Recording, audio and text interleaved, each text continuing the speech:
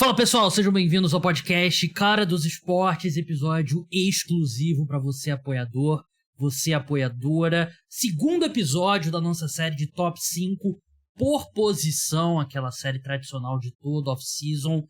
A gente vai eleger os 5 melhores jogadores de todas as posições. Primeiro episódio, Top 5 Running Backs, e agora a gente vai falar de cornerbacks, né? Aquela cornerback, não é quarterback, que pode gerar uma confusão ali se você tiver não escutar direito.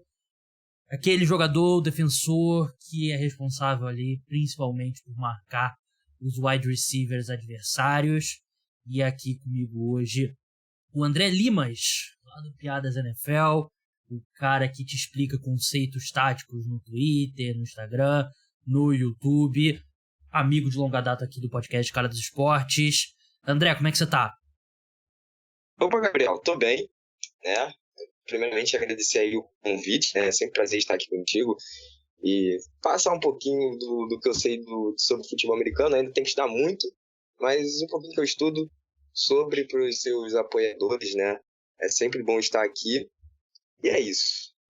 Agradeço aí pela presença, você que jogou como cornerback, né, André? Você então sabe da posição tão bem melhor do que eu, por ter jogado, mas é isso, a gente vai eleger os 5 melhores cornerbacks. Eu não vi a lista do André, ele não viu a minha lista. Próximo episódio vai ser no feed aberto, vão ser 2 posições e a gente vai pro ataque. A gente vai falar de top 5 tight ends e top 5 linhas ofensivas, né? Acho que faz um pouco mais de sentido com a linha ofensiva. A gente vai acabar falando um pouquinho dos jogadores individualmente, mas vamos eleger as 5 melhores unidades na linha ofensiva. Então não deixe de escutar também. A gente vai com essa série aí nas próximas semanas. Mas vamos começar naquele esquema de baixo para cima. O André revela o 5º colocado dele. Eu vejo se está na minha lista ou não. A gente debate. Depois eu revelo o meu 5º colocado. E a gente vai assim até chegar no número 1. André, na sua opinião, quem que é o 5º melhor cornerback na NFL atualmente? Bom, eu já vou logo me justificar, né? Como você disse atualmente, né? São os cornerbacks que para mim se destacaram em 2022, tá? Não é aquele cornerback que jogou uma temporada boa em 2019, jogou muito bem em 2020, muito bem em 2021 e 2022 não jogou tão bem, né? Então, provavelmente a galera vai sentir falta de alguns nomes e vai estranhar outros nomes. O primeiro nome, né? O meu 5º colocado, provavelmente vai causar uma estranheza em algumas pessoas, mas é o Charvarius Ward, cornerback do San Francisco 49ers. Fez uma boa temporada e não tá na minha lista, mas assim, é um cara que eu acho um jogador subestimado. E, sim, de novo, não tá na minha lista, então não acho que ele deveria estar, mas ele é um cara que ele sofreu um pouco com a reputação da defesa do Kansas City Chiefs não ser muito boa, né? Porque ele teve bons anos com o Kansas City Chiefs e teve a melhor temporada da carreira dele no primeiro ano dele com o San Francisco 49ers. É um cornerback que não foge do contato no jogo terrestre, que eu acho que... Assim, claro, o que importa mesmo é cobrir, o que ele faz cobrindo passe. Mas eu gosto da Charvarius Ward, eu acho que é justo ter ele no top 5. Foi um corner que eu escolhi exatamente pelo contexto, sabe? Como você falou, ele em Kansas ele não se destacou tanto assim pelo que a gente via, né? Muito pelos problemas que Kansas City Chiefs também tinha na secundária, não somente com ele, não tinha tinha um safety bom, que era o nosso texugão do Mel, né? Mas o outro safety não era tão bom assim e deixava ele muito exposto. Agora, na defesa de São Francisco, com um corpo de DBs muito forte, você percebe que ele consegue se destacar e ele encaixou muito bem no sistema do Ryans, né? Que basicamente é uma match, né? Ele sempre joga de frente para o quarterback, sempre joga olhando para o quarterback. A defesa inteira, na verdade, joga assim. Quando acontece já do ID para o fundo, aí vira uma marcação quase que individual, né? Então ele vira e mantém olhando para o recebedor. Mas na maioria das vezes ele está de frente pro quarterback, que consegue fazer suas leituras muito boas. No tanto que ele só se deu 4 TDs na temporada inteira. Foi um dos corners que menos teve targets na NFL, né? E assim, não foi um dos líderes em interceptação, mas sempre esteve ali defletando passes, trazendo uma dificuldade para os recebedores, né? Por isso que eu coloquei ele no meu top 5 e foi o quinto colocado. É um bom jogador, não colocaria no meu top 5, mas ele é um bom cornerback, sim, subestimado. O meu quinto colocado é o Jair Alexander, do Green Bay Packers. Tá na sua lista? Então, não está. Ele não entrou nessa lista e eu vou explicar o porquê depois. Deixa eu fazer o meu caso aqui pro Jair Alexander como quinto melhor cornerback. Ele é um excelente cornerback e tem sido ele nunca teve uma temporada ruim na carreira. Ele teve a temporada de 2021 que ele se machucou. 2022 ele voltou, acho que ele não jogou 2 partidas, mas em geral foi muito bem, voltou ao melhor nível. Ele faz um bom suporte ao jogo terrestre também.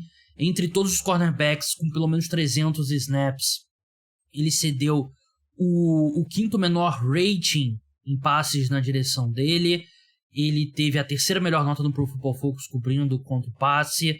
Para mim, o Jair Alexander é um excelente cornerback.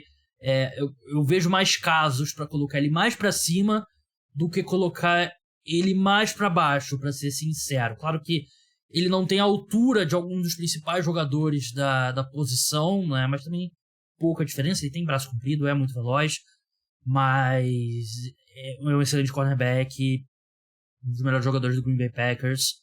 Por isso que eu coloco ele na quinta colocação. Por que você não colocou o Jair Alexander? Então, basicamente, como eu falei, eu olhei muito para a temporada 2022, né? E em 2022, para mim, o Jair Alexander ele não foi tão bom, não por culpa dele. É muito importante a gente falar isso. Da mesma forma que eu coloquei o Ward como quinto, pelo sistema que ele entrou, né? O Jair Alexander ele sofreu com o sistema do Joe Barry, que ele não conseguiu se encaixar, sabe? Ele tomou muitos passes curtos e com problemas em relação a isso, e até mesmo teve dificuldades em dar alguns tackles, né? Ele perdeu alguns tackles por conta exatamente dessa questão. Ele não consegue trabalhar tão bem assim em off, né? Como a gente chama em bail, dando aquele espaçamento para o recebedor, né? Antes da jogada, e simplesmente ele ficava um pouco perdido ali, porque ele foi sempre um corner de marcar muito em press, né? Marcar muito ali frente a frente do recebedor antes da jogada, ir para o bump, ir para o contato. Por isso que eu não coloquei ele em quinto, mas ele era um nome que eu fiquei pensando ali e analisei bem entre ele e o Ward, tá? Mas acabou que eu preferi o Ward por conta exatamente do esquema e do sistema em que o Ward entrou. Ele se adaptou muito melhor pelo novo sistema do que pelo novo sistema que o Jair Alexander foi colocado pelo Joe Barry. Justo, discordo. Pra mim, o Jair Alexander fez uma temporada muito boa. E eu acho que a tendência é ele jogar até melhor em 2023. Até porque vai ser um ano mais longe da lesão que ele teve em 2021. E lembrando, essa lista é a gente entrando na próxima temporada, né? A gente não tá só... Não é os 5 melhores jogadores da última temporada. É entrando na próxima temporada. Claro que a última temporada conta muito, mas tem todas as informações aqui, projeção também. André, quarto colocado. Então, cornerback do Philadelphia Eagles, James Bradberry. Justo, não tá na minha lista, tá na minha menção honrosa, mas por que o James Bradberry?